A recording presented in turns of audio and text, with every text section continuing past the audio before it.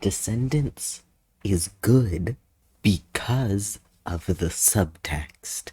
Without the subtext, you don't have a Descendants movie. Hello, welcome back to my channel. My name is Eltonin, and here we talk about fashion, lifestyle, and media with a little bit of an alternative twist. And we've kind of been on a little bit of a Descendants kick lately because the new movie came out a month ago, and I cannot stop talking about it. It's bad. Honestly, like, it consumes my every waking thought. We've done a restyle video before, which a lot of you guys are from, as well as explaining the Descendants timeline. And here we're going to talk about why the Descendants trilogy, specifically with their fashion and hair, works so well, and why I have a problem with the new one in that specific area. We're not really going to talk about storyline or lore mostly in this, just specifically like the visual storytelling, which is something that I'm very much invested in. I love visual storytelling. I love storytelling that's in fashion, in hair. The couple of things that you need to understand is the color association. There are the two kingdoms. You have the Isle of the Lost, which is represented by black, and then you have Auradon, which is represented by the color pink. Ben and the royal family of Auradon is represented by the colors blue and yellow. We always see Ben in blue, and he's the easiest one storytelling wise because his doesn't change too much. Because Descendants is a girl movie, the boys' outfits kind of take a backseat. Their outfit schemes and colors don't change as much as the girls do, and more specifically Mal. Jay and Carlos, we love both of them very dearly. They are very, very, very, very similar between the first movie and the third movie. Very little changes between their hair and their clothes. For the most part, they're fairly secure in their identity, so they don't have a lot of changing going on. In contrast to Evie. Evie is very interesting to watch happen in the background because overall her clothing is because her color palette does not change. However, it's within the details that Evie shows her true colors. In the first scene, in her iconic Evie outfit, she has a very dark, deep blue hair with the little crown braid, these ginormous sleeves, and a lot of leather. This is what we consider to be her parent-child outfit. Both of them have a very, very strong influence of the color black to represent the Isle, as well as the apple/heart embellishments. The next outfit that we see Evie in is her fairest top with the contrast sleeves, the leather skirt with the crown. I don't think they're pockets, but with the crown embellishments. She's dropped the crown braid to now have an actual little tiara that she wears. Seeing there's a lot of leather and black influence in her outfits with studded detailing, and she's always in this very deep royal blue. The first time that we see her in colors, then other than this royal blue, is going to be this green, teal, blue dress that she wears for Parents' Day in the first movie. The biggest thing, actually, showing you guys all of these with Carlos and Jay, this is the only time that you'll really see these guys in what looks to be suit attire, where they're trying to dress formally, but there's still this ever-present sense of edge. They're not in like a full proper suit and tie. The Auradon kids, Carlos is in a pair of shorts, and the blazer that Jay is wearing is still very much this leather material. And even Evie, who is the closest that I would say to fitting in with the amount of with Auradon people, she still retains this sense of black. Puts her in kind of stark contrast with Mal, who has no black in this outfit right now. And then when we get to Evie's coronation dress, it's this very much deep blue with barely any hints of black. The only thing in Evie's coronation dress that would tie back to her mother is the collared cape that she has. When getting into Descendants 2, Evie has still retained this trend of her wearing a little tiara in her hair. However, you'll notice that her hair is significantly brighter. It is no longer a deep blue. It is more of like a cerulean blue, a little bit more of a teal possibly, where it is still darker in tone than the royal blue that she wears, but it is significantly lighter than it was. Overall, in her design, there is very little black. If anything, she's added more red to her clothing, while in the first movie, she really just had that red pendant and like maybe like hints of red here and there. But in the second movie, that red heart pendant that she kept with her everywhere is no longer on her person at all times. She has now incorporated a red jacket in the scene that she has when she's talking with Ben that really makes the blue in her hair stand out. Even when they go back to the aisle, Evie no longer has the black leather skirt that she used to wear all the times.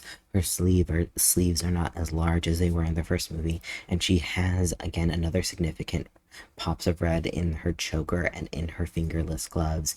It is very much similar to the outfit that we saw her in the first movie, but it is vastly different in the way that she wears it. It harkens back to the outfit that we saw her in the first movie, but it's still vastly different. Evie has very much grown from the first movie. And the last outfit that we see her in another royal blue ball gown, this time with an over-the-shoulder top, a braid, and another tiara, but again with this prominence of the red leather gloves. Descendants 3 is when you see Evie next, and there's not a lot of Evie in this movie. It's very, very much Mal focused, which we do. We do love Mal, but it does mean that we have significantly less Evie outfits. The biggest thing with Descendants 3 that you'll notice with both Evie and Mal is that both of their roots have grown out. We know we learned in Descendants 2 that the bright, vibrant, vivid colors that they have in their hair are in fact artificial and not what actually grows out of their head. We knew this theoretically from the first movie with Carlos, because he always has some kind of root showing. Evie has a couple of outfits in this movie. Her first outfit, again, is her aisle outfit, but then when we get into this scene, that red has returned again. This is an outfit that shows that Red's outfit from Rise of Red could work, but Red has too much red in her hair, which makes it not work. Like, this looks incredible on Evie because she has this contrasting blue hair with the red outfit. She's no longer in a royal blue dress, but is now in a deep blue dress, and the sleeves as well, being as large as they are, harken back to that first outfit that we saw her in, kind of just wrapping everything all together in a little bow. Now that we've gone over every single outfit that Evie has worn, you'll notice there's a very clear progression of her attire. Evie's story that I find is that she is very much secure in her identity, compared in contrast to Mal, who we'll talk about in a second. She's very good at fashion, she wants to be a princess, and she's incredibly intelligent. These are things that don't change. Once she figures out who she is in the first movie, she just becomes more and more secure in that identity. The song, The Space Between, shows this contrast between the two of them, that Evie's very secure in Oridon. She likes being there, but she'll still retain a little bit of an Isle edge with like the leather and the black influences, but she's predominantly has transitioned into this royal blue. She no longer is trying to mimic her mother's style. She no longer has the heart necklace that she wore in every single outfit in the first movie, because she has become her own self. This is in contrast to Mal. Mal, being the main character, has a lot more outfits because she's in the most amount of scenes, but her outfits are what make her fascinating. But those specific outfits and what the subtext of the story is trying to convey with both her outfits and her hair is vastly fascinating. With Evie's hair, it's kind of just a fun progression. It goes from like a dark blue to a teal to a royal blue. Mal, on the other hand, has issues. The first time that we see Mal, she is in the quintessential Mal outfit with a lot of purple detailing with green accents, as well as these bright pink highlights to her clothing. What's really fascinating is her outfit in contrast to her mother's, because when you put both of them together, you can see that she draws heavy influence from Maleficent, with the popped collar, the dragon sleeve detailing, the shock of pink Maleficent's magic being this bright green is where Mal takes that from, and that's where she has the little flaming hearts on the back. You'll also have here is the first instance of Mal's hair color, and it is this almost nearly true purple. Purple has this very fascinating quality of being able to be very warm toned and cool toned depending on which side you go to. So if it leans a little bit more red, it's more warm toned. If it leans more blue, it's more cool toned. So when we first meet Mal, she is just to the right of warm tone. Her next outfit again has these shocks of deep pink. I think it's also really fun that in this scene she's holding like a neon green pencil. For me, she has the subtext of like, even in when she has all of these options, she's still going to be drawn to these three colors of purple, pink, and green. One of the tops that I think I made once, I think the first time that this came out, these like dragon wing sleeves, I was obsessed with it. I want to make this top. I want to make it again. I think I'm gonna make it again because I just love the silhouette of this top, and I love all like the random buckles, the random zippers to it too. I think it's so silly. Here is where we see Mal's story start to unfold. For me, I call this foreshadowing, where she is in a dress that we've never seen anything like it before, because I think in theory it's something that Evie made using Evie's personality traits, where we've never seen Mal in pink before. True, full pink attire. It's always very purple. And this isn't a bright pink or pastel pink, but it's still very pink. And this is where we see more of this warm purple highlights start to show up in her hair. And here is where we start to talk about Mal's identity crisis, where she has mommy issues and daddy issues and a lot of issues, and she's very much wanting to fit into Auradon and fit into the Isle, and this is a storyline that pulls with her all three movies, and pink is the representation of that. Now, at the beginning of the video I said that Auradon was represented by pink. Great, this is where it starts to get into play. Mal starts to wear a lot more pink once she starts dating Ben, because in her mind, and she talks about this in the second movie, she is trying her best to be the prissy princess while knowing that that is not something who she is. Like in this scene with this pink jacket, you can see how much her hair is no longer purple. It is matching this deep pink color when we know Mal to be the purple. Like it's not even like she's only started to date him. She hasn't been in Auradon long, but she's already trying very hard to be a part of Auradon. The scene after that, we see her in another outfit that she would not have worn at the beginning of the movie. Like this Mal compared to the beginning Mal don't know each other. She's in a almost pantsuit-esque attire where we see her for the first time really in anything that has a light colored basis, and this like screenshot right here with Audrey in the background and Mal in the foreground, we see that these two color blues are nearly identical. This is the first time that we've seen Mal in blue, and it's matching Audrey, and the purple is a lot closer in tone to Audrey's pink than it was to Mal's purple at the beginning of the movie. She is trying so hard to be wanted and be accepted, but she still can't shake the Isle out of her.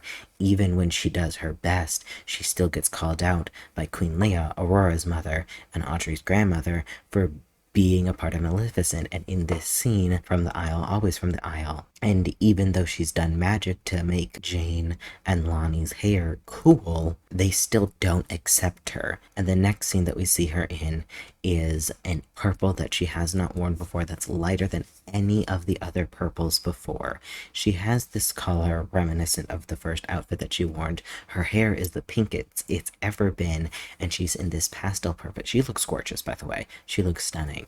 The purple really complements her skin tone here, but she looks out of place compared to the other outfits, because even though Auradon has rejected her, she still wants to try and be a part of Auradon, and that means wearing the pastels and the pinks and like the embellishments and the flowy skirts and everything. And this is the dress that she goes against her mother in the most contrast that her and Maleficent have had, with Maleficent in these dark purples and blacks and Mal in this lavender like lilac attire. And it just shows like how much she's grown, but how much she's strayed away from who she was at the beginning of the movie, which goes to bite her in the ass when we see her in Descendants 2.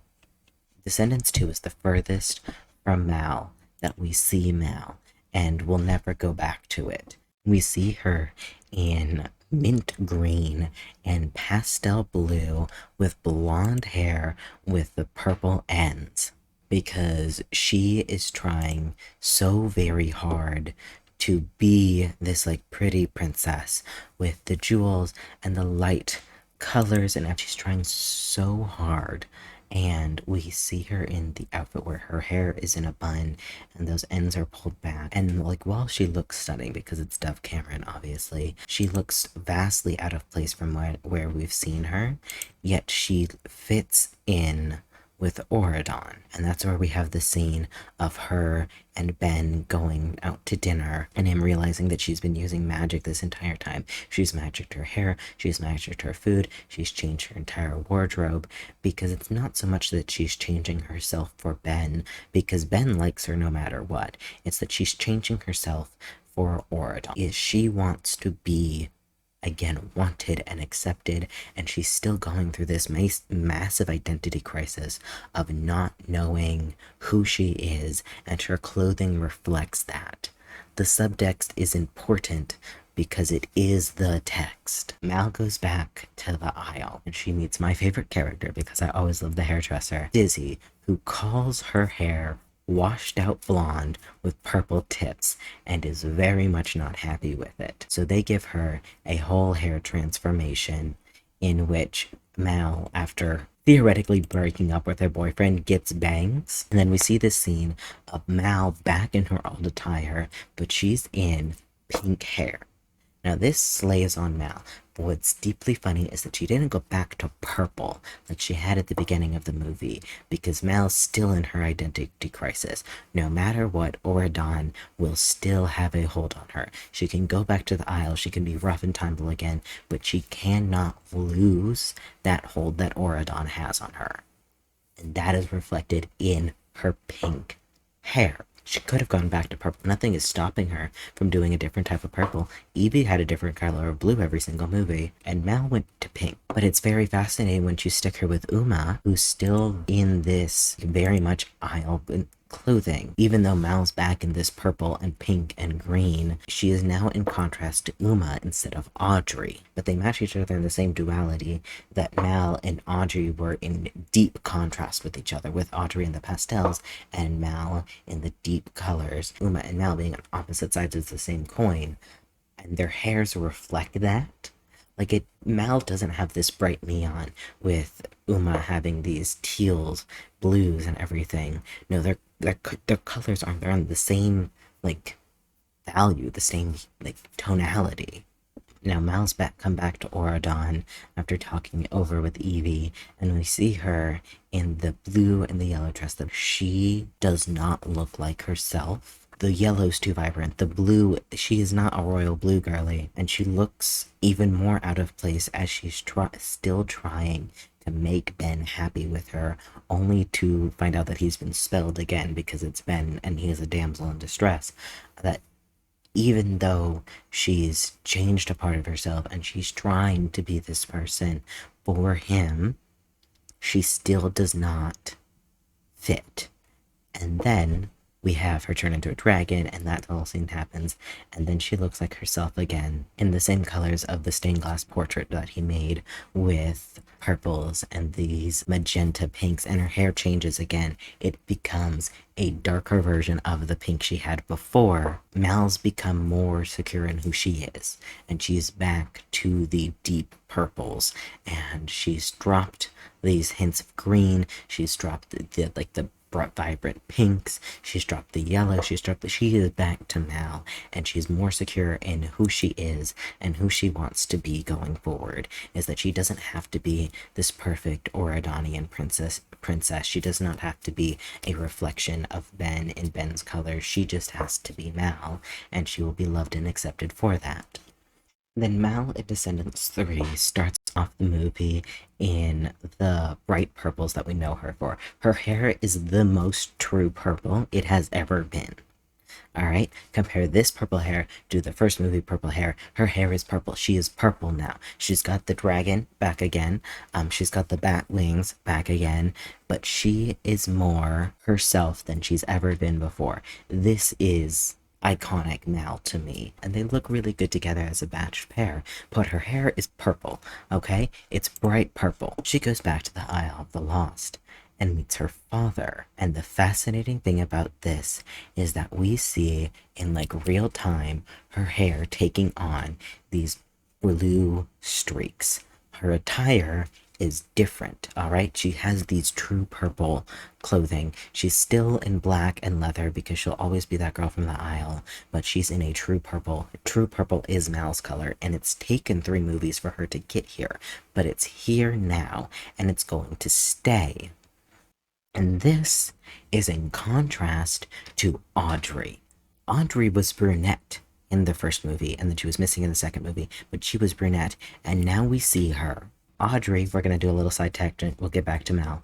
Audrey's very fun because she has always been this perfect pink princess in the little gowns and the little attire and the little blazers, and now she's back for the 3rd movie. Her hair is blonde, she has blue and pink strings in it like her mother's dress, and she's in this very much more Aurora inspired outfit because Audrey's not here to play anymore. They're in contrast to each other, but they're also a lot more secure in their identities.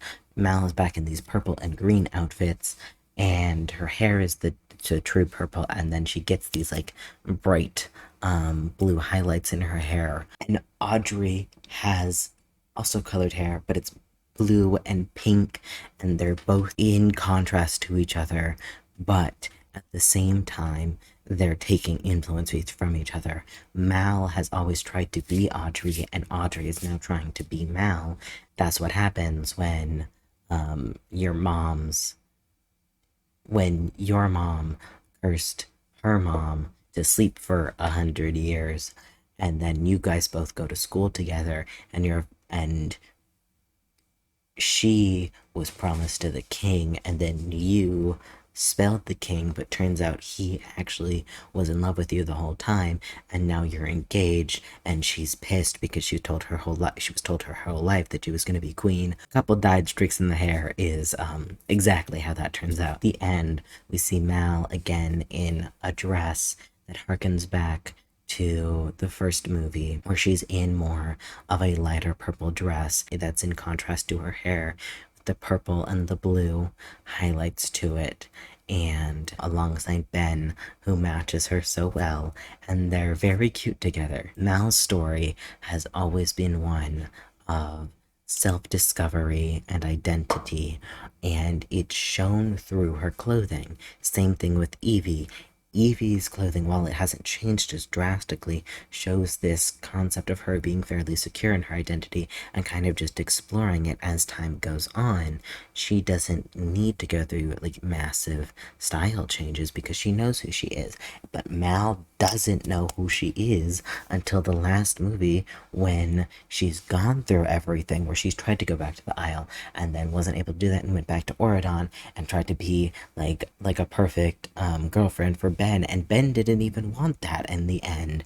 And so she does her best to stay true to herself, and then only then, when she has found out who she is when she's able to reconnect with her father and figure out her identity as a whole, now that she has her feet in solid ground of who she is and what she wants. That's just with the clothing. That's not really touching on like the major storylines or plot points or songs or relationships. That's just talking about their clothing. And I think that's the biggest issue that I have with Rise of Red is because the story's kind of grown on me over time, and I love the actors. I think they're very funny, but the clothing themselves does not tell that really in-depth emotional story.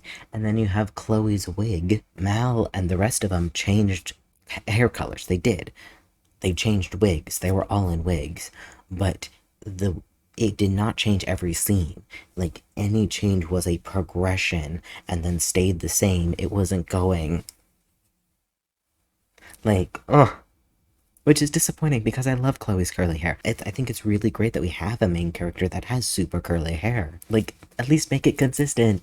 Anyways, that is what I have to say about Descendants outfits and why they work and why I love them and the storyline that the outfits themselves tell. If you've made it this far in the video, let me know down below if you watched D23 this year and what you thought about like the Descendants remix.